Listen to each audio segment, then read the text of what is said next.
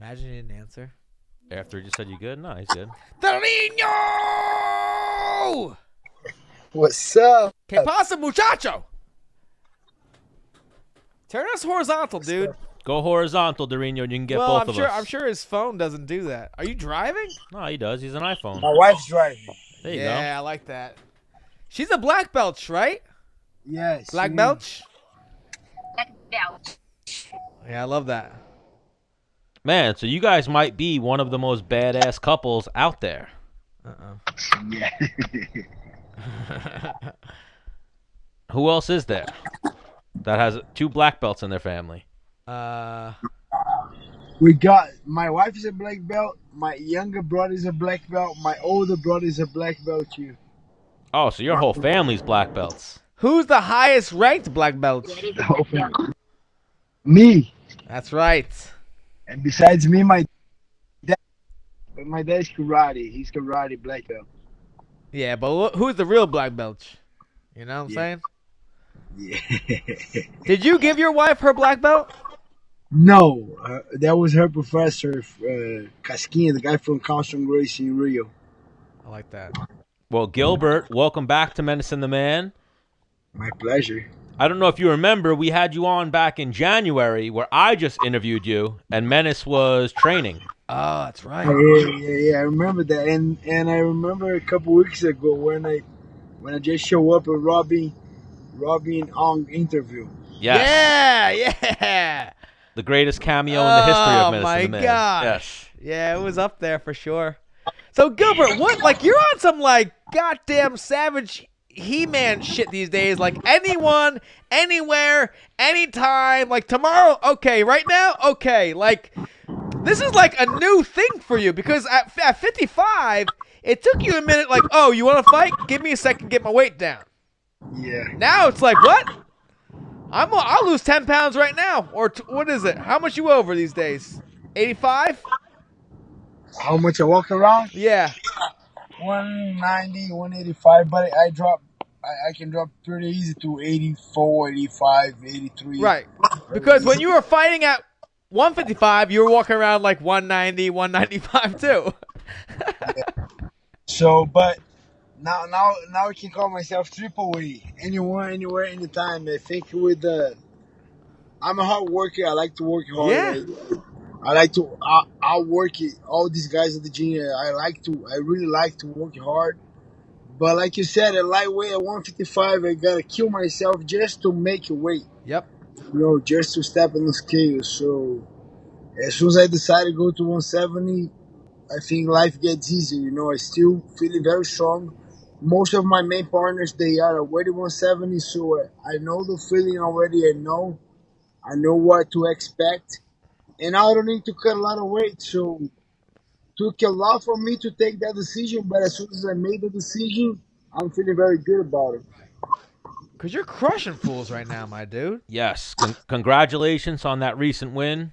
Yeah. You smoked Gunnar Nelson with those calf kicks. Yeah. I was hoping that was going to be more of a grappling match just because I know you're grappling, and I know the UFC portrays him as a big grappler. And I saw at the end of the first round you were going for a heel hook, and I was like, oh! But it was the trained eye saw where that was about to go. Yeah. Yeah, so I was thinking I'm grappling with him a lot. That was my first plan because, first of all, because I want to grapple. And secondly, because that distance too, he was very dangerous with the karate stance. But as soon as the fight was going, I could see that he wasn't that comfortable in striking. He wasn't that comfortable. I said, I don't think he liked that too much. Well, so one thing, being a guy that stood across from you and was throwing punches with you, you were very uncomfortable to stand in front of. I don't know if you know that or not. Because, like, we would be doing, like, just nice and easy, just, moving up, just warming up. I'm like, I'd be moving around with him, and I'm like, this dude just threw from his hip. And it missed my nose by this much, like, man, I better to come in full force so I don't die. Like, Gilbert swings very heavy. yeah. So I have. So that I was getting very comfortable. So after the fight, my hand was was a little hurt. I went to the doctor just to check. He said it was nothing, but he just gave me that confirmation. As soon as he saw the X-ray, he said, "Man, your bones are very dense, like very very thick, like big bones." And I said, "Okay, that might be one of the reasons." But as the fight was going on the stand-up, I know he wasn't comfortable. And I thought he would be more comfortable because that distance is so hard. Like I have my boxing, kickboxing stance that I like to play with, and for sure mix it up with the takedowns and the kicks. And I thought he would be a little bit more comfortable, but as the fight was going, I said, "Man, he's not comfortable. So let's stay here a little while, you know." And I was feeling more comfortable, but It might have been the flying knee that you So hit him in the face I don't know with. if you could see. I'm wearing my Henri Hooft nice. shirt, the Represent. Henri Hooft Long Island MMA shirt. What level in H kickboxing are you? I'm a level 4, in case you're wondering. I still level 3. See, Oh, You're level shit. 3? Oh, shit. Look at this. Oh, shit. Fucking level 4, bitch. Look at that. see, He's Level 4. I still level 3. I'm gonna call Henry right now. I need a promotion right now. Like, yo, Man. Dennis is level 4. What the fuck? Yeah, you have more knockouts in the UFC than I do. But I'm only a white belt 1 stripe, so maybe that's why he wanted to make me feel, some type of way. Dorino, next time you see Menace, give him his blue belt. I will. He took me down. He has good takedowns. Last time we trained, he took me down nice. His jiu-jitsu's pretty good. At least blue belt. At least, yeah. I'll Yeah. give you a purple belt. He's a sandbag in white belt. I'm looking for one stripe at a time. I want to do it the right way. I've only put a gi on like 3 times though, so 4, maybe 4. You don't wear gi. You just do no gi. Come Yeah. on. No, but I've actually put a gi on 4 times in my life. But that's what you're like good enough that if you just show up with the gi, it's be like, all right, everybody, Dennis is here in the gi, belt promotion time. Like they should just promote you to blue belt. At least. Who's the gym we used to be associated with? Shaolin. Shaolin's. I went to Shaolin's with LaFleur and who else? Like Laura was there, and it was the second time I ever put a gi on. And I went.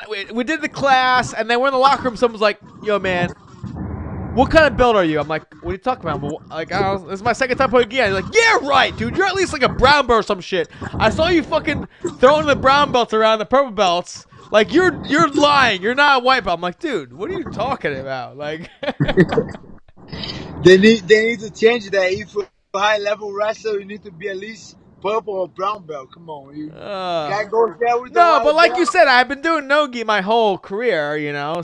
goes there with the white belt, crushing the purple belts. Yeah, no, I never tried to gi before. The only thing that works on me is when you use my gi against me. I don't know. Like when they grab my collar, I'm like, "Get the fuck off!" Break the grip. Break the Well, grip. no, That's what you I gotta don't do. know. I'm like, "You're cheating. You're using my clothes against me, dude." I feel like we have a negotiation though right now. Like we can get Henry on the horn and say, Henry, you're gonna promote Gilbert to level 4, and we're gonna promote Dennis to purple belt, and that's a win-win for everybody. Wow. No, I like beating people, telling them that I'm a white belt 1 stripe. Yeah. He needs to be that freaking white belt that goes and crushes the purple belts. I know. I know Dennis. So Gilbert, I saw you trying to take that fight this weekend in Tampa. Was that ever an option? I just put my name out there because he's in Tampa, now he's in Florida, so I would love to fight. I put my name over there, and I don't even know the guy. I know the guy fought here once in the UFC. I just want to stay busy, but he just answered back. He just saw I tweeted out there, and I just saw I say, "Oh, what?" And I say, "Man, I can cut right now. I can make at least 160. That will be the most I'm going healthy. Will be 65. You know." Hang on, for the people at home, which fight? It was 2 lower level, like unknown Yeah. guys, and the one fight. I don't even know the guy's name, but I just want to fight. And someone pulled out at 55, and I just tweeted, "Hey, I can go at 165, a catchweight. You know, at least you still get a fight, and I get paid. So let's do it." And the guy, 165 is too much for me. I'm already 160. I look at the guy like, man, you're not a real fighter, bro. Nah, he was afraid of you. Wait, and then even as I was scrolling, right after I saw Gilbert say, I'll fight you at 160, 165, you said you'd fight Francis Ngannou. I just saw. I trained with Francis before. He knows that. He know what's up. So he knows. I think I might have a video of that training. If he's talking shit, I'm gonna post that video. But he was asking for a fight in December. I want to fight in December. No one wants to fight. I called Sean Shelby already. He say, oh, everything's booked up. They say, any short notice you or and then I saw Francis. I say, why not? I have that video. If he talking shit, I'm gonna post that video. Oh my goodness. Kick us that video, Gilbert. We would love to see it. Because I thought that was one of the funniest things ever. Francis Ngannou was like, nobody will fight me. I'm looking for a fight at heavyweight. And Gilbert Burns was the first person to respond like, yo, I'll fucking fight you. You want the smoke? I'll fight him. And he knows what's up. I still we train. I know it's a trainer. We cannot talk too much, but I next time we're training on the next session, I need to take it easy with him because I heard him on that training and I have that video. Love it. So what's next for you? You're just hoping for the next thing that you can hop into, right? Yeah. So next for me right now, I got those 2 weeks notice mandatory from my coach. I was doing too much. I'm already lifting a little bit, doing a little stuff. Next week I'm back on training, and next will be I'm going to Singapore to help out Michael Johnson to his fight. Then I'm back. I'm going to New York to Who's help. Michael Johnson got next? I don't know his name. Stevie Ray. Stevie Ray. Okay. So I'm going there to corner Michael. Then I'm back. I'm going to corner Vicente. Vicente's fighting Wonder Boy in New York. Then I'm going to Brazil as a guest fighter, but I'll be training. I'll be ready. I've been asking for a fight, being annoying. Yeah. Ali, my manager. So I don't know right now. I think I'm just gonna go back to the basics right now. Do my pre-camp that I love to do. Do a lot of jiu-jitsu, a lot of wrestling, a lot of boxing and kickboxing, and I hope something come up in December. If not, I know those short notices will come because a lot of accident happens on the camp. People going crazy. They don't know how to cut weight. Sometimes they pulled out, and I'll be ready to get that short notice. I just saw today my name was in the top 15 ranking on the welterweight, but still that doesn't mean nothing. Right. I knew that will come, but those ranks I have no control. Someone fights good on Saturday, they put their name over there. So it's nice to be that recognition from all my hard work, but people are too satisfied just to be on the ranking. But I still hungry, I think I'm gonna stay ready. Another short notice will come. I'll try to show up and keep doing what I'm doing. Do you like these short notice fights versus having a full camp? Or there's the pros and cons to each, obviously. Yes. I like both. I think the thing with the short notice, if I'm ready, if I'm training, you don't need to worry too much. Right. Right. And the thing with the short notice, we just fix on my tools, on what I'm gonna do. I'm not worried too much about the guy. For sure, I'm still gonna study the guy, but we're not gonna try some new tricks, some new stuff. I'm just gonna do me, like let's do my kicks, my punch, my combination, my jiu-jitsu. I'm gonna make this all sharp every day to the fight, and it's more. To be honest, it's even more. I can enjoy it a little bit more. I think, just let's go there. Well, it's kind of like I don't know, if you were a fireman and you got called out to a fire. It's like, oh shit, it's going down right now. Let's go. Like for you, like, yo, you want to fight this guy next week? Like, oh shit, like, yeah, I do. I'll fuck him up right now. Like, let's go. I'm ready. Go. Versus That's the thing. We are fighters, we don't. if like I was talking to my dad the other day, I said, yeah, the fight's coming up. He said, yeah, but you're ready. And I think being an athlete, being a jiu-jitsu, being a grappler my whole life, doing MMA over like 8 years is something that my body's used to with that training, with the whole thing. I don't know scientifically, but I know the body has a lot of memory. I've been training hard for so many years. Yeah. I just need to change it to press the switch and go for the fight. But my body, I never gonna be on the worst like shape, not in a crazy bad shape.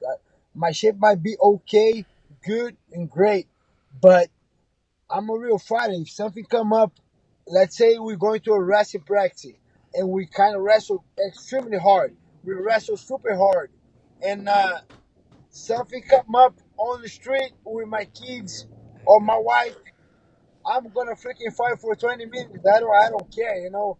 It's not like, oh, something come up and say, no, I need to get ready. Give me 8 weeks. No, we are real Right. fighters. Right. Something come up, we're gonna freaking fight for 20 minutes, 30 minutes.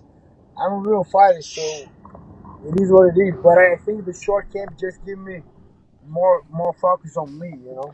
A fight camp is kind of like planning a vacation you're trying to save money on. You're like, well, if we book it now in 3 months, it's gonna be much cheaper. You're like, all right, let's book it now then. Like that's a good deal. And then you book it, and you're like, fuck, can it just happen? Can I just want to go on this vacation. I just want to do this. I'll fuck this now. guy up tomorrow. Yeah. Yeah, it's it even sometimes give me a lot of anxiety going to the camps 12 weeks, and I'm ready to go sometimes before. Sometimes I pick a little way before the fight, and then I need to slow down. It's just so much. I think I like more the short notice. Like two 2 weeks is crazy. 2 weeks is crazy. It's one hell week. Yeah, but it gets you going though. Yeah, all the coaches that It's like trying to kill me. I need to survive this week to make weight next week and fight. But I think if I'm in a good shape already training, 3 weeks will be perfect. 3 weeks is perfect. 2 weeks training and 1 week on the fight will be nice. yeah. But 2 weeks to the fight, wow. I can do it. Yeah. But it's hard. Hey, you better take care of me on payday. Yes. Gilbert lives by that stay ready, so you don't got to get ready. Yes, kinda. We still need to get ready. But the thing is, when we fight, we pick. We go all the way to our best, and we need to go down in order to go up again. So, but when we go down, I think 10 days to 2 weeks is enough to go down. But people just go down for like a month, 2 months. They eat so bad for a long time. They get fat. They get so out of shape that they need a camp just to go back in shape. But Yeah. for me, I need 10 days, 2 weeks most to rest, and I'm back on training. I get annoyed to be at home and not be training. I just like to be working. Yeah. Oh, for sure. Your wife starts annoying you, huh? My wife. I'm kidding.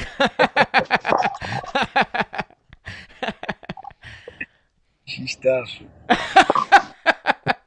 Well, we appreciate the time, Gilbert. How come you didn't go out to L.A.? I figure you're one of the biggest names at Dominance MMA. I was going, but I just got those 2 fights back to back. I was in Canada helping. Family time, Stan. Family time. Helping Chess Kelly to his fight, so I just need a little time off with the family. Just relax a little bit. Even call Ali. If you really need me, I go, but please let me tell I don't need to go. I need to stay home a little bit. He said, no, you can stay. So, Well, yeah, that's why I'm asking. I got to make sure that Gilbert got the invite because it seemed like he was calling out all the big dogs, and Gilbert's one of the big dogs. I did, but I got to skip this one. Next one I can't, but this one I could. So Nice. So here's what we're going to do, Gilbert. You grab a blue belt, grab a purple belt, put it in the mail, send it to New York, send it to Menace, and then we'll get you back on in the future. We'll have Menace open up his belt promotion in studio. You're crazy. I'll be there. I'll be there November 2nd for the UFC for the BMF. I'll be there. So, MSG. yeah, I'll right. send the No, belt. I'll be there bring the too. belt. Oh, bring the belt. he'll be there too. Bring the belt and let's do that shit at MSG. That's it. I'm white belch. I'm sure you've seen it, Gilbert. I saw Aljamain Sterling get promoted by Matt Serra at a barbecue. So it's like sometimes it doesn't always happen in the gym. Sure. That celebration, we're gonna get a beer and then give you the purple belt. Yep. Ooh, I like that. Wow. You're the man, Gilbert. Thank you for the time. Let's get you back on again soon. Sure. Thank you guys. As soon as you get the next victim, because we know you're taking fights every other week. So once you line up this next one, let's get you back on the show. For sure. I hope to get another one very soon. Talk to you guys after the fight. All right. Yeah. You're the man, Gilbert. We'll talk to you soon. Take care, guys. Thank you.